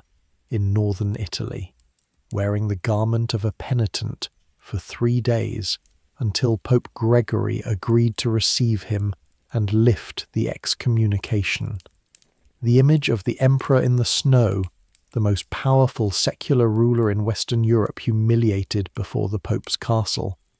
was the visual statement of the medieval theory of papal authority at its most extreme. The specific popes who shaped the papacy's history most decisively deserve individual portraits rather than the aggregate treatment that a general account of the institution provides, because the papacy is an institution that has been shaped more than most by the specific character of specific individuals who held its office at critical moments, and the range of those individuals, from the sainted to the scandalous, from the geopolitically brilliant to the theologically obsessive, is itself one of the most fascinating things about the institution. Pope Innocent III, who reigned from 1198 to 1216, was perhaps the most powerful pope in the history of the institution, the man whose pontificate represented the closest the papacy ever came to its theoretical claim of universal authority over secular rulers. He deposed kings. He placed entire countries under interdict, the ecclesiastical sanction that suspended all public religious services in a territory, closing the churches, stopping the sacraments, leaving the population without the spiritual sustenance that the medieval church provided, as pressure on a ruler to submit to papal authority. He initiated the Fourth Lateran Council of 1215, which produced more significant legislation on the internal governance of the church than any council since the early ecumenical councils, including the requirement of annual confession for all Christians, a requirement that made the confessional the primary instrument of pastoral care and social discipline for the following 7 centuries. He launched the Fourth Crusade, which ended in the catastrophic sack of Constantinople, and the Albigensian Crusade against the Cathar heretics of southern France, which ended in a massacre of the civilian population of Béziers in 1209, that the papal legate Arnaud Amalric reportedly described with the phrase "kill them all, God will know his own," a phrase whose attribution is disputed but whose sentiment captures the specific ferocity that crusades against fellow Christians could generate. Pope Gregory VII, who reigned from 1073 to 1085, was the architect of the Gregorian reform that transformed the medieval papacy from a provincial institution, frequently subordinate to local secular powers, into the centralized, independent, legally sophisticated institution that the high medieval church represented. His conflict with Henry IV, the investiture controversy and the drama of Canossa, was the public expression of a deeper reforming program that sought to free the church from lay control, enforce clerical celibacy, eliminate simony, the buying and selling of church offices, and establish the Pope as the unambiguous apex of the ecclesiastical hierarchy. He died in exile in Salerno, having been driven from Rome by Henry III's forces after the emperor's submission at Canossa proved to be a tactical concession rather than a genuine change of policy. Henry had submitted to lift the excommunication, and once the excommunication was lifted, he resumed the conflict with the same determination he had shown before. Gregory's last words, according to the tradition, were, "I have loved justice and hated iniquity, therefore I die in exile," a sentence that captures something of the specific combination of moral certainty and political failure that characterized his pontificate. Pope Leo X, who reigned from 1513 to 1521, was the son of Lorenzo de' Medici, Lorenzo the Magnificent, the greatest patron of the Florentine Renaissance, and he brought to the papacy a connoisseur's taste for art and a Medici banker's facility with money combined with a theological seriousness that was considerably less developed than either. He is most famous for the statement, possibly apocryphal but almost certainly authentic in spirit, attributed to him shortly after his election: "God has given us the papacy, let us enjoy it." He patronized Raphael, commissioned the continuation of St. Peter's construction, and managed the early stages of the Lutheran crisis with a complacency that reflected his genuine inability to understand what Martin Luther's theological objections represented. He excommunicated Luther in January 1521 in the Bull Decet Romanum Pontificem, with a confidence that the problem was now managed that the subsequent 5 centuries of Protestant Christianity have rather comprehensively refuted. Pope Julius II, who reigned from 1503 to 1513, and who is sometimes called the warrior pope for his personal command of papal armies in the field, he was observed by contemporaries directing sieges in full armour, his long white beard tucked under the breastplate, combined genuine military capability with an artistic vision of almost unprecedented ambition. In the space of a single decade, he commissioned Michelangelo to sculpt his tomb, never completed in the form either envisioned, but the Moses that was made for it is one of the supreme works of European sculpture. Commissioned Michelangelo to paint the Sistine ceiling,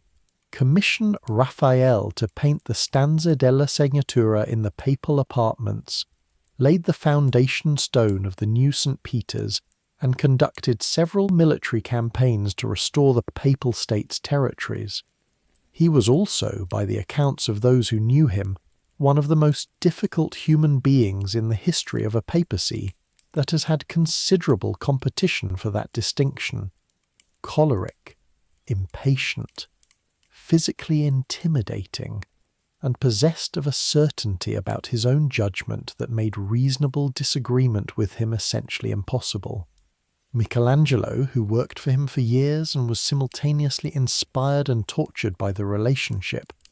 described it in terms that suggest something like the experience of working for a force of nature. The Crusades, which the papacy initiated and organized across 2 centuries beginning in 1095, were the most dramatic expression of the papacy's capacity to mobilize the resources of European Christendom for a common purpose. Pope Urban II's speech at Clermont in November 1095, calling on the knighthood of Europe to take up the cross and reclaim Jerusalem from Muslim rule, was one of the most consequential speeches in the history of the Western world, and its immediate result, the tens of thousands of crusaders who set out for the Holy Land in what became the First Crusade, resulting in the capture of Jerusalem in 1099, was an extraordinary demonstration of the papacy's ability to direct the military energies of European secular society toward ends that the Church defined. The Crusades were also, in their later phases and in the specific form of the Fourth Crusade that ended in the sack of Constantinople in 1204,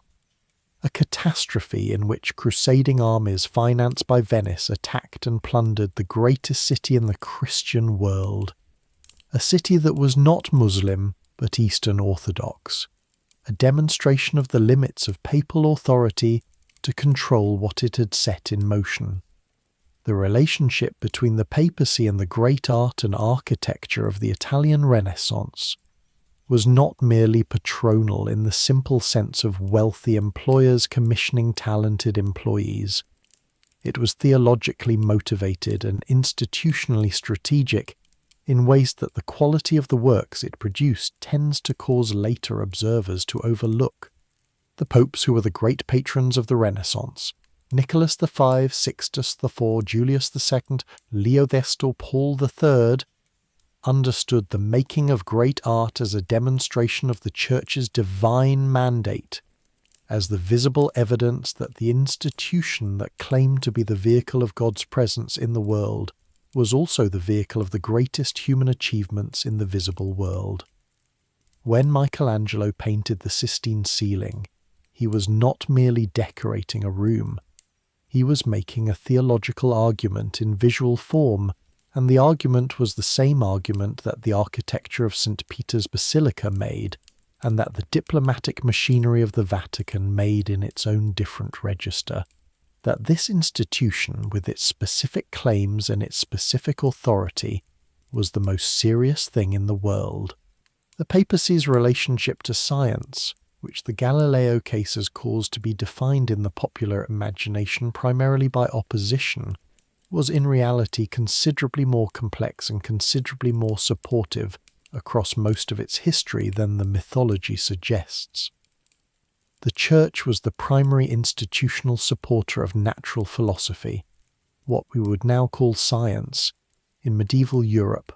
through the universities it founded and the scholars it employed and the specific intellectual culture that the scholastic synthesis of Aristotelian philosophy and Christian theology produced.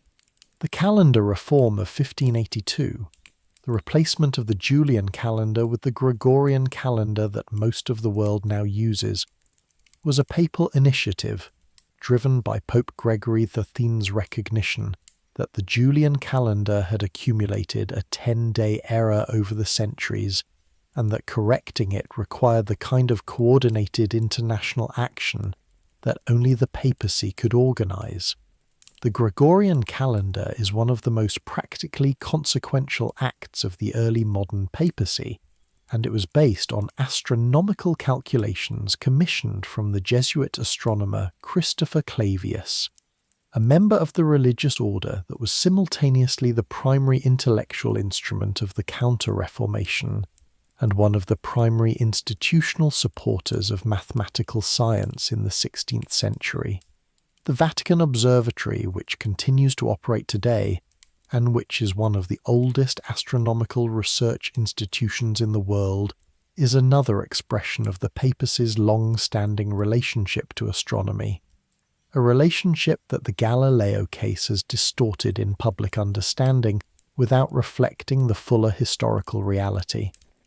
The observatory operates a research telescope at Castel Gandolfo and a second telescope at the Vatican Observatory Research Group station in Arizona,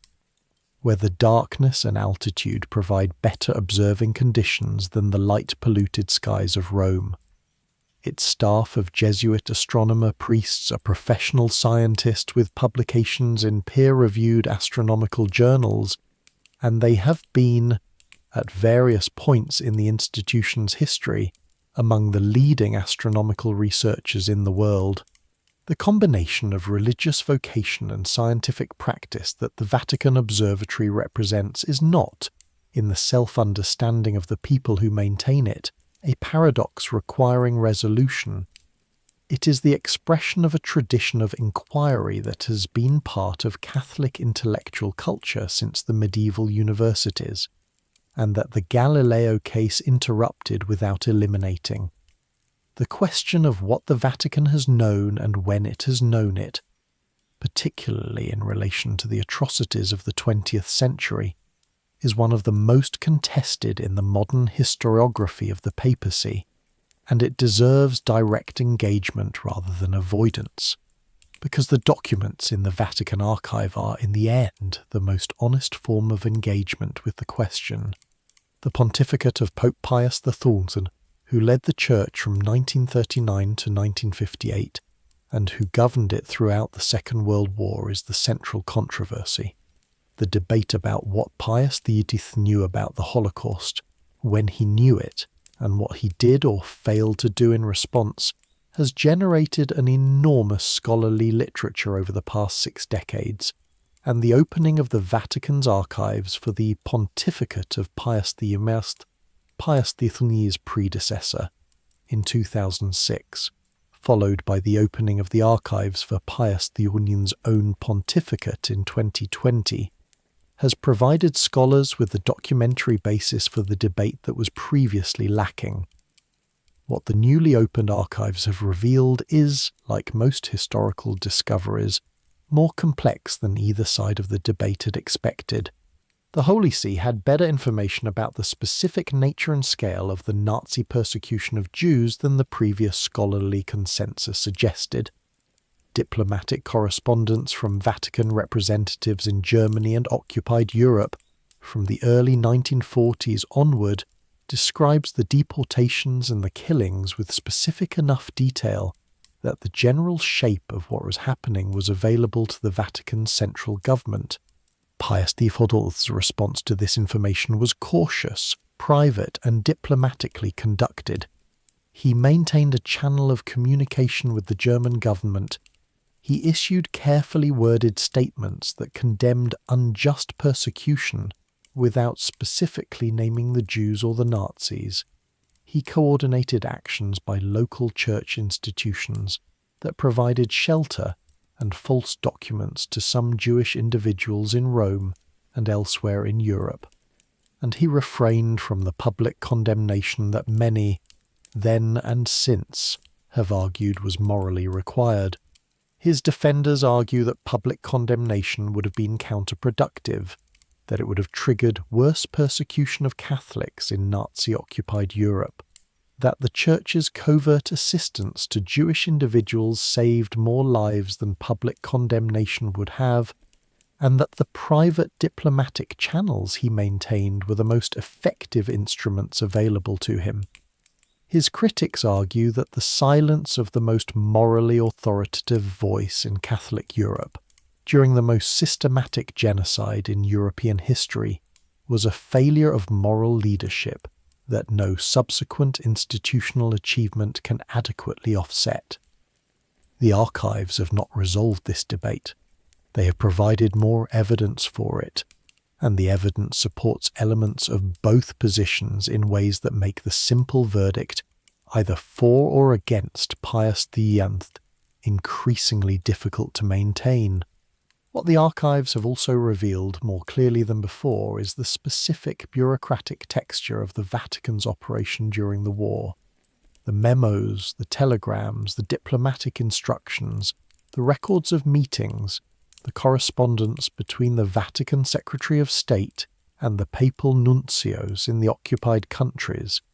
that shows an institution trying to manage a catastrophic situation with the limited instruments available to it, making choices whose consequences it could not fully foresee, and operating within institutional constraints that made some actions possible and others not.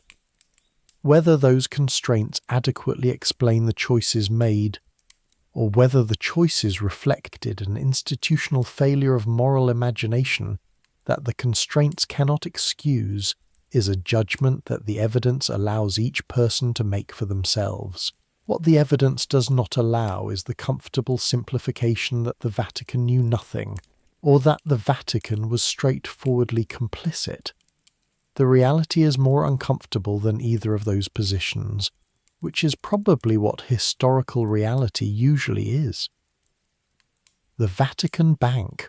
formerly the Institute for the Works of Religion, the IOR, is the financial institution that has generated more scandal and more speculation than any other element of the Vatican's institutional life, and its history is a concentrated version of the general Vatican pattern of institutional opacity, generating institutional dysfunction, generating institutional crisis requiring institutional reform. The IR was established in 1942 to manage funds intended for religious works, and its specific institutional arrangement as a private financial institution within a sovereign state, subject to neither Italian banking regulation nor any other external oversight, made it, from its establishment, a potential vehicle for the kind of financial activity that normal banking oversight was designed to prevent.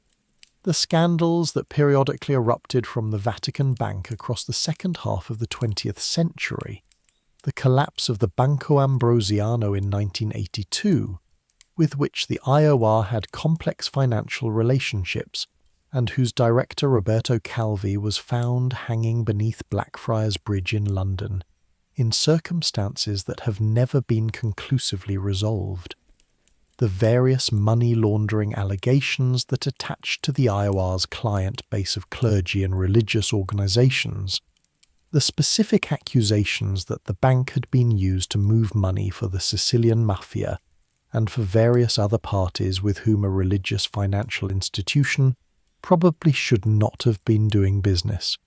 were the consequences of exactly the institutional opacity that sovereignty and secrecy produce when they are combined with inadequate governance. The reforms that Pope Francis initiated after his election in 2013,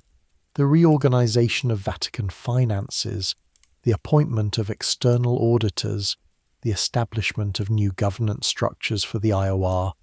the specific legal reforms that brought Vatican financial law into closer alignment with international anti-money laundering standards, were the institutional response to a pattern of scandal whose recurrence over decades had damaged the Vatican's credibility as a moral authority in ways that the specific amounts of money involved did not fully explain. The damage was reputational and moral as much as financial, and the reforms, while substantial, are ongoing in the sense that the specific challenge of governing a financial institution whose sovereign status exempts it from normal external regulation, is not one that any single reform initiative permanently solves. The conclave that elected Jorge Mario Bergoglio as Pope Francis in March 2013 is the most recent chapter in a story whose next chapter is always uncertain, and the specific choices that Francis has made in the decade since his election about the governance of the Church, about its relationship to the margins of human experience, about the specific pastoral emphasis on mercy and accompaniment that has characterized his pontificate, have continued and in some cases intensified the debates about the Church's direction that have been ongoing since the Second Vatican Council of 1962 to 1965. The Second Vatican Council, Vatican II, as it is universally called, did not emerge from nowhere.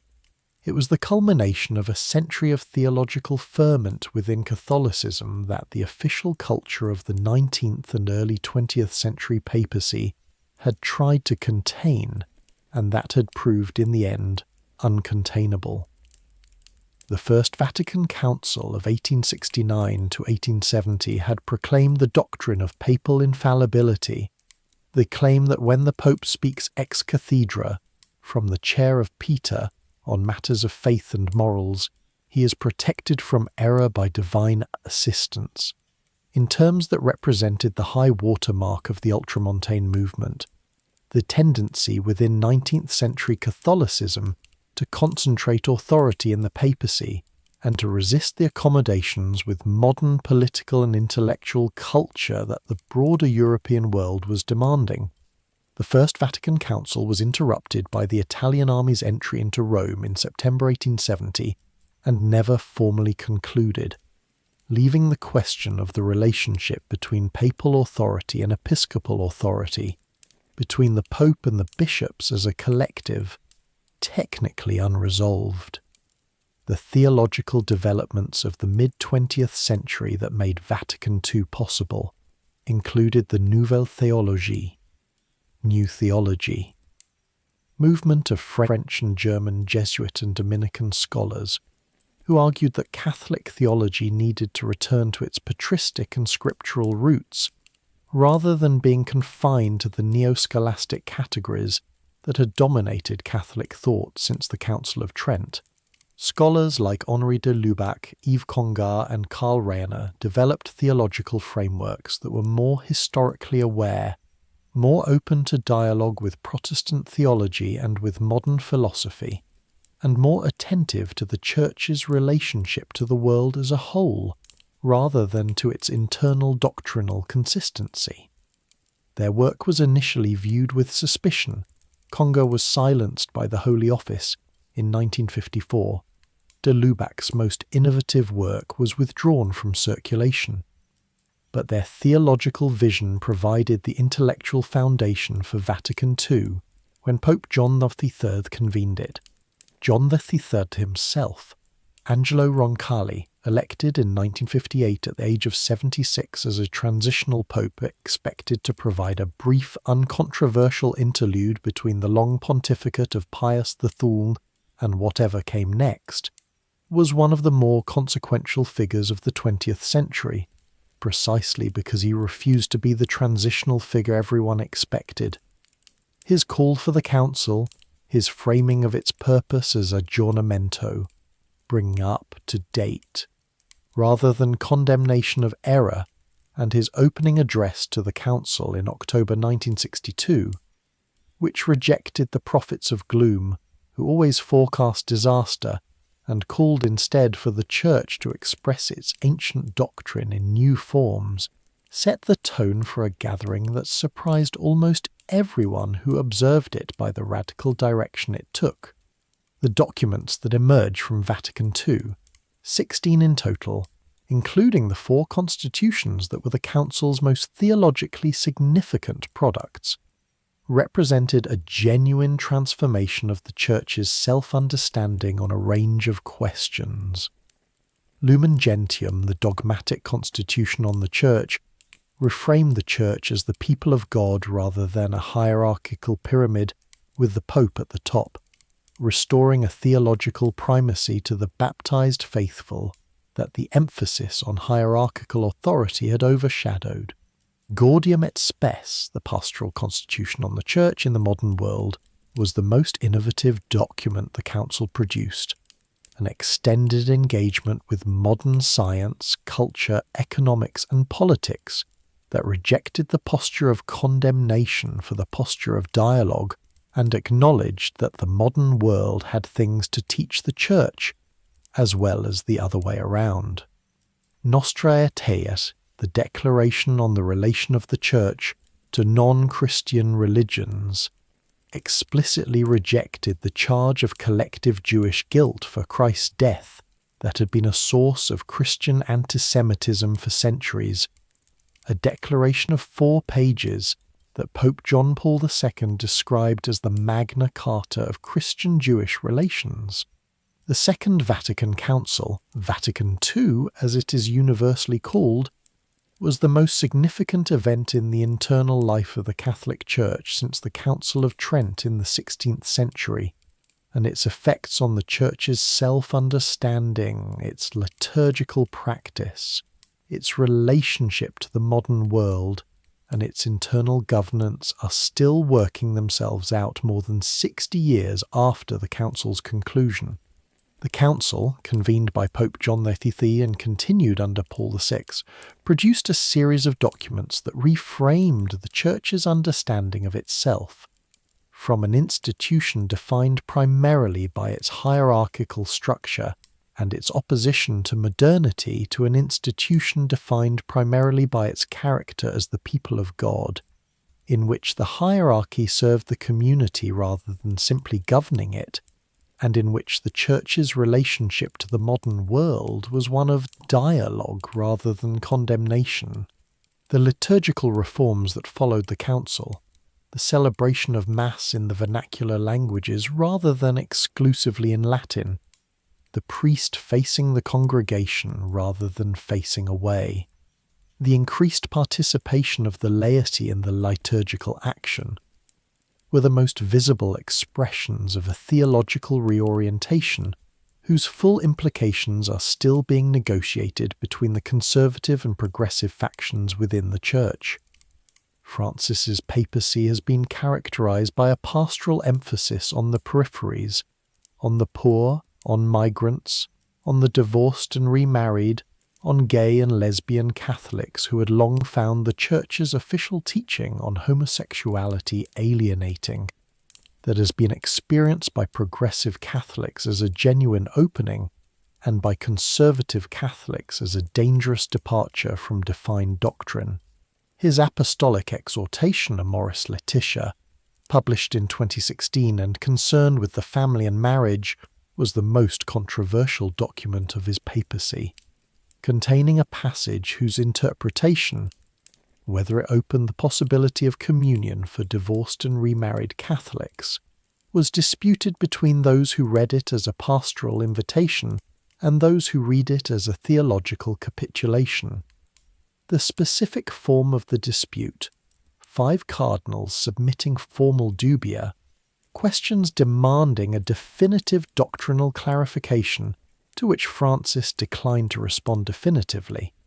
was the most visible recent expression of the internal tension within the Catholic Church that has characterized the post-Vatican II period, and that the next conclave, whenever it occurs, will be, among other things, an institutional response to. The physical experience of St. Peter's Basilica, of actually walking into the space that Michelangelo and Bernini and Moderno built, is one of the most disorienting architectural experiences available to a human being,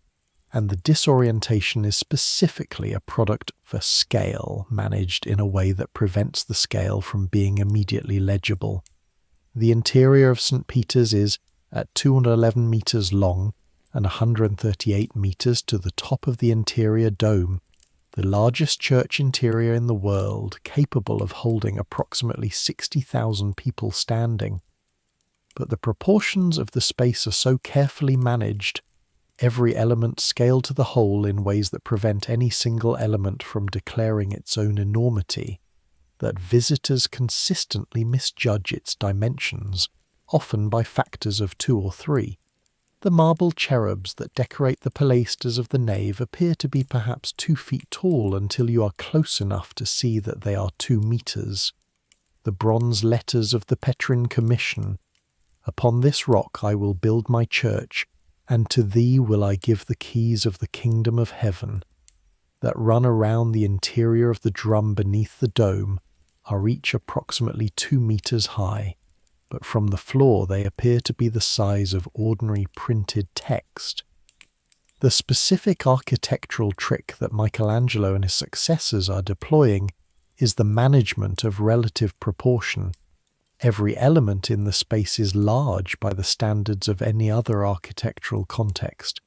but each element is precisely related to every other element in ways that preserve the internal coherence of the whole. The effect is that the space does not announce its scale the way a sports stadium announces its scale,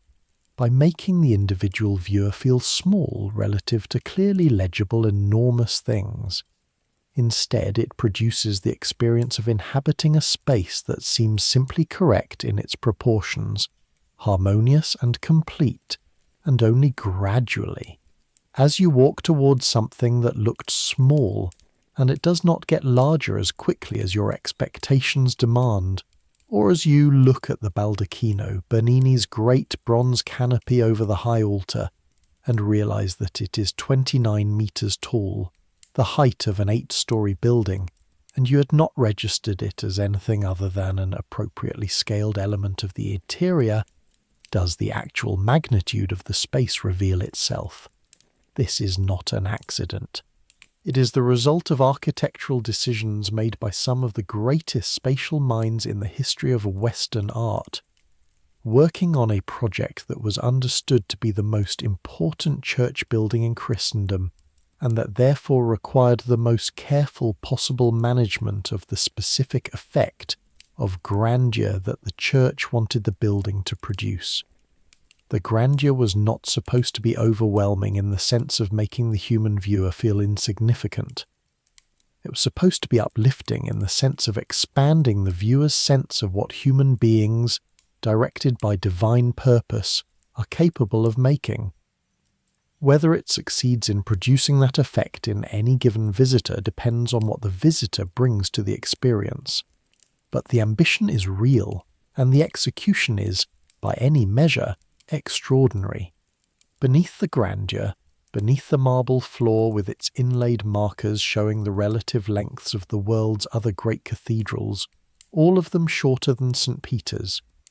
the excavated space of the Vatican necropolis is still there, a long, low-ceilinged corridor between the ancient mausolea, dimly lit, smelling of the particular cool dampness of deep enclosed earth. The frescoed walls of the ancient tombs still showing the figures of the dead and the symbols of the beliefs that sustained them. The dolphin that signified the soul's journey to the afterworld. The peacock that signified immortality. The Chi-Rho that signified the Christ whose name it abbreviated, appearing in these tombs alongside the older symbols with the unremarked simultaneity of a world in transition. The pagan dead and the Christian dead, buried side by side in the cemetery over which the most important Christian church in the world was subsequently built, under the altar that marks the supposed grave of the man who was the first bishop of Rome, in a space that the people buried there never expected to be underground. They expected to be above ground, in the open air, in the cemetery beside the road, not sealed beneath the weight of 20 centuries of construction and accumulated religious meaning. The scavi tours that the Vatican now offers,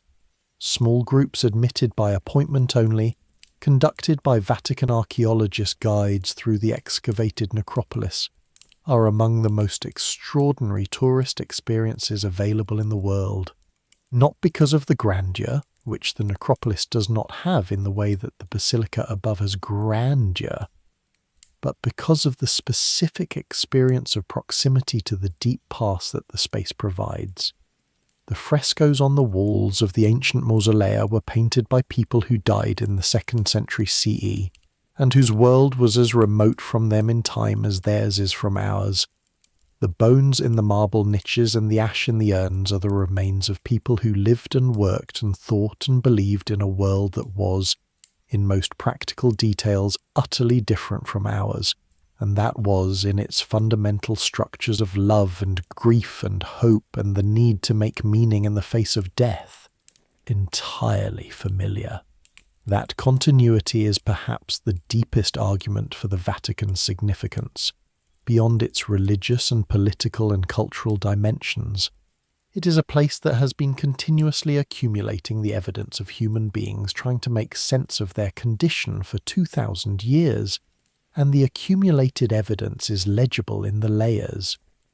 The ancient necropolis at the bottom, the Constantinian Basilica above it, the medieval construction above that, the Renaissance transformation above that, the Baroque completion above that, the modern pilgrims and tourists above that, the dome visible for miles across the Roman sky above everything.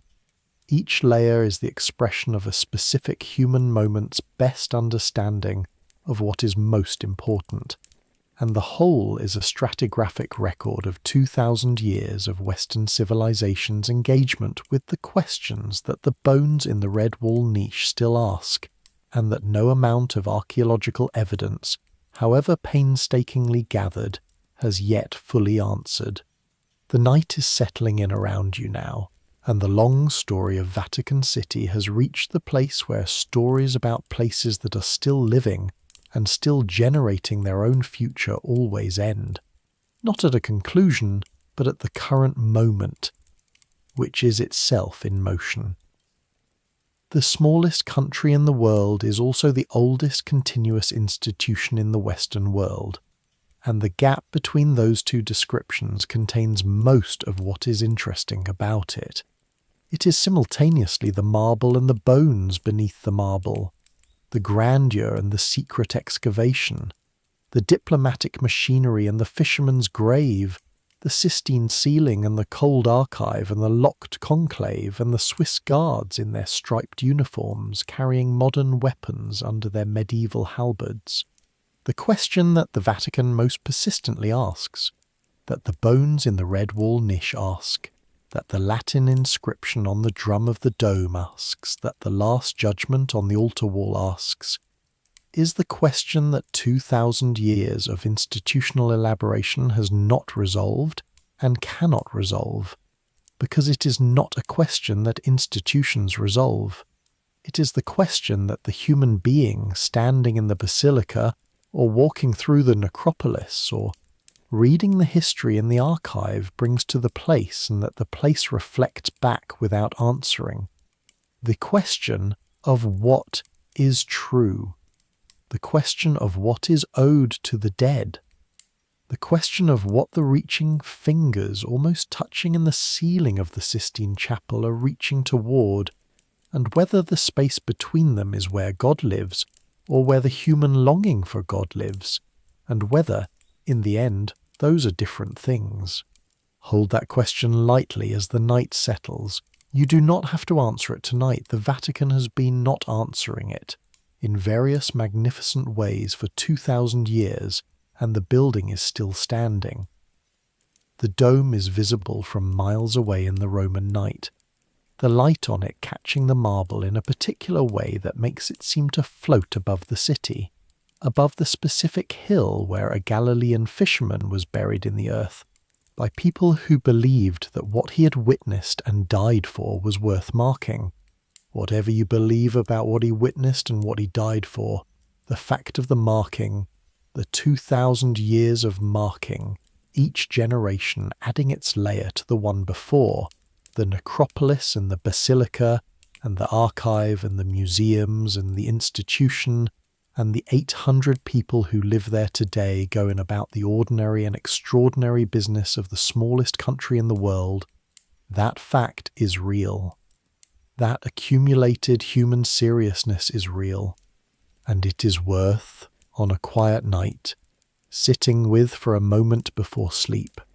Rest easy.